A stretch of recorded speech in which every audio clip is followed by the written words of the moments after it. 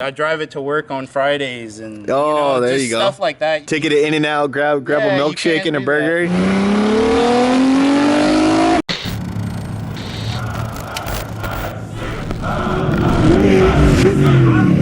We're over here with Evan. He's gonna take us through his Baja Bug, home built. Yes. Is this your first car you built? Yes.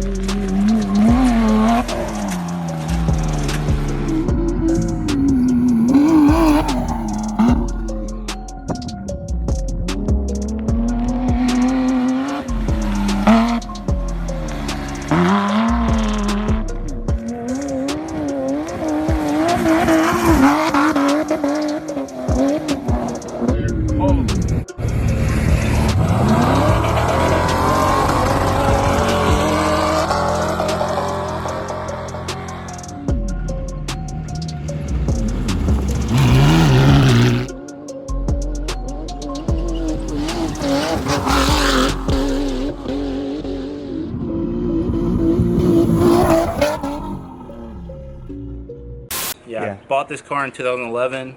It was just a bone stock Bug with fiberglass fenders and a Volkswagen motor that was blown up. It just slowly kept progressing and progressing. And that's a slippery slope, man. Yeah, so that's what happens with these things. When I got real serious about building my dream car, I decided to put a Honda V6 in it. So it's got a 3-liter Honda V6 from Japan. Still has the bus trans in it. Cut the front end off and did a J-arm front end. This is a pretty special front kit. It's from Nichols Fabrication from Arizona. Okay. The reason why I went with this kit mostly was because of price, actually. Okay. At one point I had a 6-inch wider beam, Fodral arms, but I had tweed arms. What are tweed arms? It's a company. They make Volkswagen style trailing arms. I sold everything. And then I bought this whole front kit for like $1,700. It's nice. Spindles, upper arms, lower arms, all the geometry, the bulkhead. I'm running 2.5 FOAs right now. When I first built the car, all FOAs. I think I got all 6 shocks for $1,000. What I really like about this kit and my car in general is the width. It's only 72 inches wide. So it's about the same width as like a Razor or a Can-Am X3, but it's street legal and plated. That's a lot of wheel travel too, man. Yeah, so it's 72 and 19. The other thing too is like, even though it has 19, the car probably doesn't need it. Mm-hmm. There's no weight. Really. Oh, and you don't have it strapped yet, huh? No. You're good just with it? Because it's probably so lightweight, it's not too much. Full throttle on VTEC, it goes to full droop. Oh, shoot. So, and then the last trip from my bachelor party, me and Dylan wheeled it, so that was a new experience.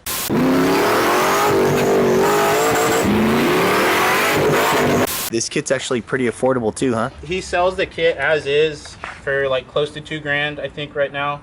And then he also sells a upgraded kit where it's a box lower arm with dual shock, so you can run a 2010 and a 2010 bypass. Oh, dang. So is that what's kind of down the road for you, or you good with this setup right now? What are you thinking? Honestly, for me, it works as good as I would ever need it to. With this much weight in the front, you don't need a lot of shock. You just need to control the travel you have. So, and it's doing its job. Amazing. It's like a cloud. You could hit whatever you want, jump it as far as you want.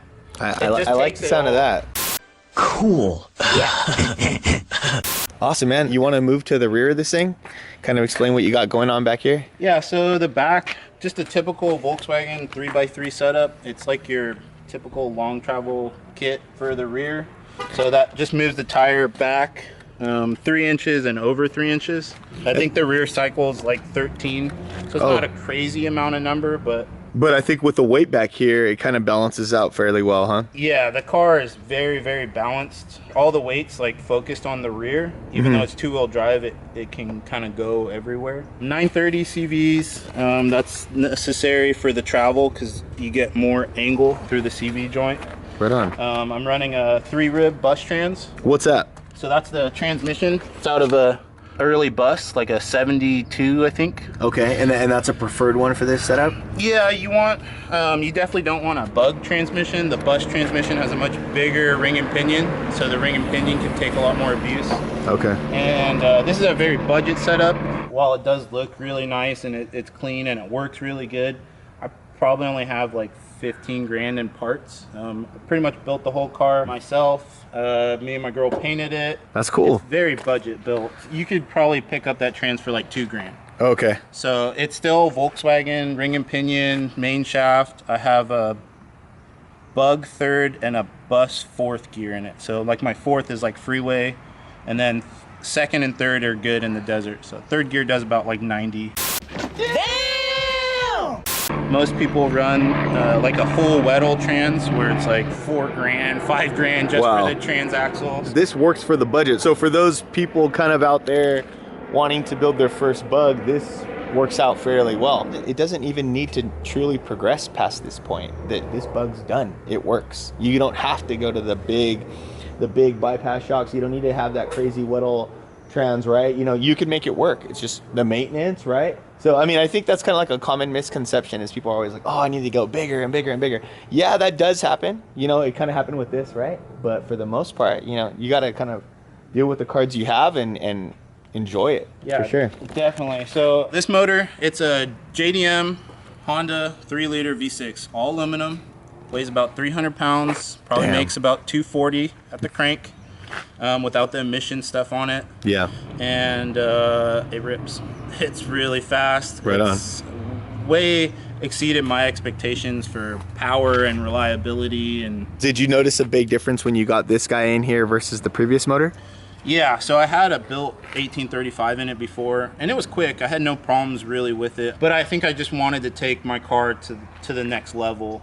And to get there, I really felt like the Honda was the best package in terms of price and reliability and power. I bought the motor from JDM Imports in Long Beach. It was $380, compression tested, 90-day warranty. So they had a warehouse full of motors, and it was like, pick out whichever one you want. So you want a 3-liter, a 3.2 Type S, a 3.5 out of an Odyssey. So you passed up the RB30 and the 2JZ. Yes. I'm just kidding. Yeah.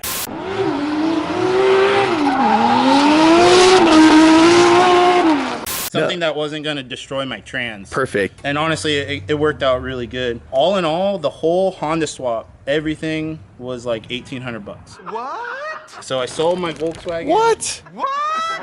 1,800. Yeah. Dang, man. Yeah, that's really cool. That's radiator, motor, adapter plate, having the ECU and the harness trimmed and set up for standalone.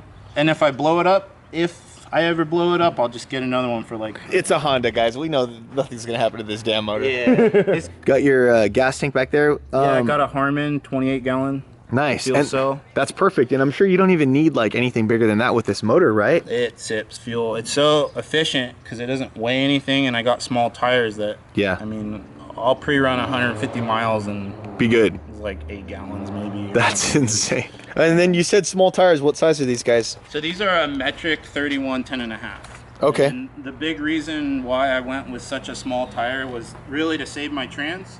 The 31 makes sense for the horsepower, the trans, the reliability, and I mean, there's a lot of Baja Bugs being built right now, right? Yeah, it's growing. You know, the Baja Bug class keeps growing and growing, and I think that's cool, man. People are really seeing that like building a Baja Bug has a lot of pros to it.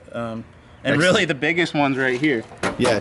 You know, how can you go wrong? Yep. It's plated. I drive it to work on Fridays and there you go. Stuff like that. You can't take it to In-N-Out, grab a milkshake and a burger. Damn, it feels good to be a gangster.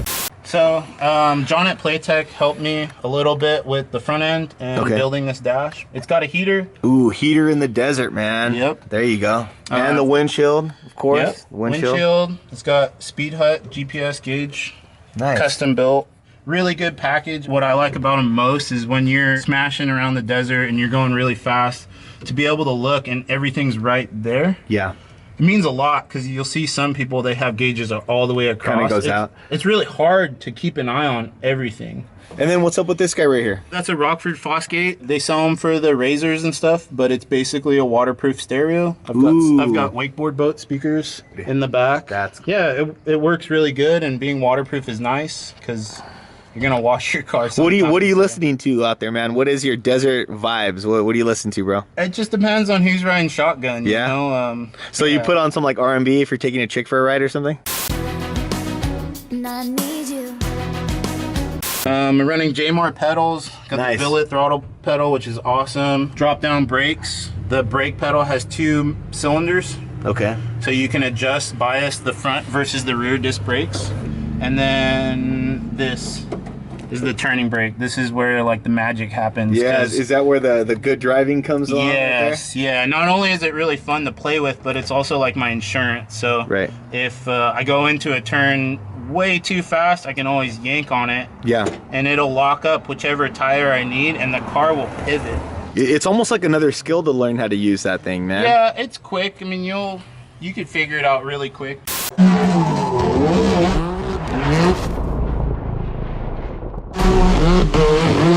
Heck yeah, man. I think the only thing we didn't talk about was your light setup. So I run, this is like an empty housing, and I run like a LED bulb for a Jeep. Okay. It's got high, low, turn signals. Oh, nice. Oh, so they have turn signals built into this. Yep. Thing. Oh, that's really cool. These are KC highlights that I've converted to 55-watt HIDs. Nice. It's a spot, so it just goes really far. And when you're going as fast as this car does in the desert, you want to see as far as possible. Absolutely. So, I'm going to take us for a quick little rip around the block. Can't pass up that opportunity.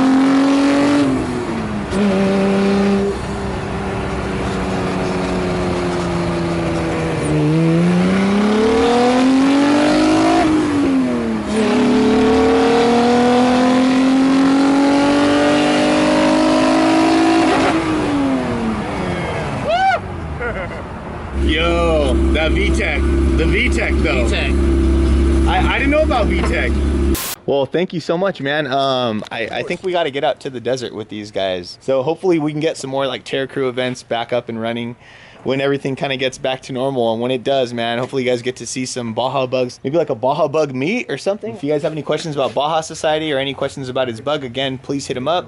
Thanks for meeting up with us, and hope you guys enjoyed the episode. If you guys like what we do, please like, subscribe, comment, and all that stuff. If you guys know somebody that's trying to build a bug, show them this episode, send this episode, share it, help us grow. Later, guys.